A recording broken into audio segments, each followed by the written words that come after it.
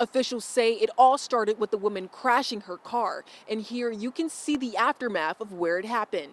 But while many agree something needs to change, some neighbors question whether roundabouts are the right solution. Two men in their 30s are dead and a 17-year-old boy was injured. Now, I spoke with Lieutenant Aaron Boisvert, who says this all started with the fight. Mayor Justin Elliker says that she is currently in the hospital and she is doing okay. We were told that she was actually upstairs in her home here in this neighborhood. It is cracked, and also the robbers did leave a piece of that ATM you see right here. As you can see behind me, you see the 6-story building here. Now, it happened on the 5th floor, leaving flowers here at this sign. We also spoke with people nearby who say this is a tragedy for the Manchester community. Tells us that when she looked out the window, she saw the flames, and you'll hear more from her coming up within the next hour. It's kind of hard to keep the roads clear with the wind and the snow still coming down right now, so we're going to see.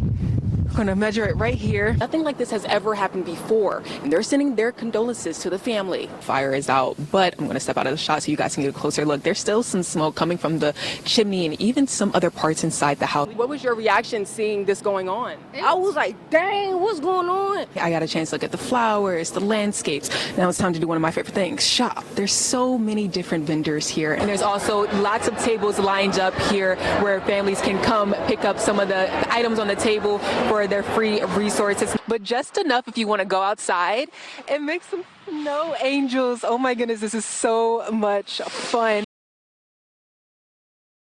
Barb Nangle was home when the shooting happened. She says she didn't realize she was hearing gunshots, but when she went outside, she saw one of the victims bleeding. We heard the pop, pop, pop. Barb Nangle was in her kitchen when she heard a loud sound coming from outside her condo Monday afternoon, which I thought was firecrackers. She says she and her partner went outside to see what was happening. And I see this kid stumble out of the car. He's got a white shirt. It's literally all blood here. And it's like I can't register because I'm still thinking firecrackers. But it wasn't firecrackers, it was gunshots. There was a shooting in the entryway of her apartment complex, Fort Hale Gardens. It was disturbing. It was, and I, wouldn't wish that on anybody. Nangle immediately sprung into action. My hands were shaking when I was calling 911, but I remained calm and grounded and present. Nangle says there were 2 cars involved. So there was a black car and a white car. And I have this recollection of it was like their doors were stuck on each other or something, like the doors were open. She overheard one of the men talking to the man she saw bleeding. Specifically remember him saying, I love you, and something else. It was basically like, don't die, And so they put him in the back of the car and they took off. She says New Haven police arrived shortly after the 2 cars left. It wasn't long after that they started roping off the whole area. There was at least 4 regular police sedans in front of the driveway. Police said 3 men were hurt in the shooting. 21-year-old Jaden Martinez from Ansonia and 18-year-old Malachi Caraballo from New Haven died from their injuries at the hospital. This was not random. They knew each other. Nangle says while the situation was tragic, there was one small silver lining to come out of it. Unfortunately, it took something like that for me to meet a bunch of my neighbors. But that was a good thing that came out of it, that got to talk to some people. Nangle says she would like to see the city install cameras facing the street. In New Haven, Cayla Cade, Fox 61. Hartford firefighters responded to the fire just after midnight. Now, 4 families are without a place to stay. Ain't nothing. It's totally gone. It's a harsh reality for Judith White with Christmas just 3 weeks away. A fire burned from the roof of this 3-story building on Albany Avenue in Hartford and took everything from her and her family. Oh no, all the baby stuff, everything. Oh God. Hartford firefighters responded to the fire just before 12:30 Tuesday morning. They said it was stuck between the ceiling and the roof on the 3rd floor.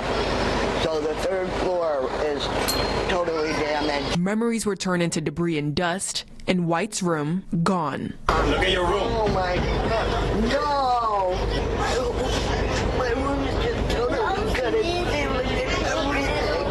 You can't tell it was anybody's room. Baby clothes for her granddaughter must now be replaced. She just had her baby shower. She lost everything she had for the baby. White and her family were sleeping when neighbors alerted them about the fire, and they quickly took action. We didn't grab anything. As you can see, no shoes, nothing. We just got out. We got all their school computers and stuff still in there. I've got my battery for my mobility scooter up there. A bus waited across the street for them and 3 other families who were displaced, helping them to stay warm. It was so cold. Everyone was shivering. Our feet were hurting. And my feet is hurting too. And yeah, it was just crazy. White says firefighters told her Red Cross is stepping in to find them temporary housing. They said that the Red Cross would cover 2 days in a motel, and then the city would pay for it until they get a hold of the landlord, and then he'd have to pay. Her daughter was able to salvage a few items that sit inside this hamper. It's going to be really hard to replace everything. Despite what happened, White is looking on the bright side. At least we all got out, and we're all safe. That's the main thing. While families were waiting on the bus, workers at Akime Cuero helped out by giving them food and coffee. They say these people are their customers, and they wanted to give back and support them. This fire is under investigation. In Hartford, Cayla Cade, Fox 61. It all started with the organization Beyond the Horizon putting a core word communication board in North Branford, and it's been growing ever since. Kids can come over to this board and point to any of these symbols to help them communicate. So having this access right here at the playground, I think is really going to make a difference for him and others like him. This is Jessica Sinkis, a mother to 3-year-old Maverick. How many more people can we help? Right. She's standing next to a core word communication board in Eisenhower Park. He has some difficulties expressing how he feels, so this allows him to help share, what's going on, what he's doing, what he wants to do. She says Maverick has autism and uses a smaller version of this device. Cement mixer. Yep, cement mixer's working. This sign has been here since early June, and Maverick has had the chance to try it out. It'll take him some time, before it becomes part of his routine, but I think just seeing something that looks familiar to him is really exciting. Families can also find it at 7 other locations like North Branford. To be able to have accessible communication in a safe play space for them is life-changing. Ashley McLean, the director of Beyond the Horizon, is the reason why these boards are in different parks, playgrounds, and now even schools. And my son Colton is 9 years old. He's on the autism spectrum. And it's just a program that provides adaptive and sensory-friendly programming as well as resources to individuals with all types of disabilities. She says having something like this helped her son talk with another kid while playing. My son still had a great time and interacted with that sweet little boy that I still see in my community. All right, go ahead, go. Putting this board in West Hartford was a collaborative effort between McLean, Sinkis, and the town. So really grateful for Jessica reaching out to me, the community of West Hartford, and just coming together and saying yes so quickly to make this happen. Really exciting, and I feel, really proud to have been a small part of bringing this to life. And anybody can use it. Pictures are pretty universal, so they'll be able to use this too. So it's really for everybody and anybody that can be served by it. Sinkis says she hopes to see more core word communication boards throughout the state. And if you would like to take the initiative to have this resource inside your community, reach out to Beyond the Horizon. Visit fox61.com to find out how to get in contact. In West Hartford, Cayla Cade, Fox 61.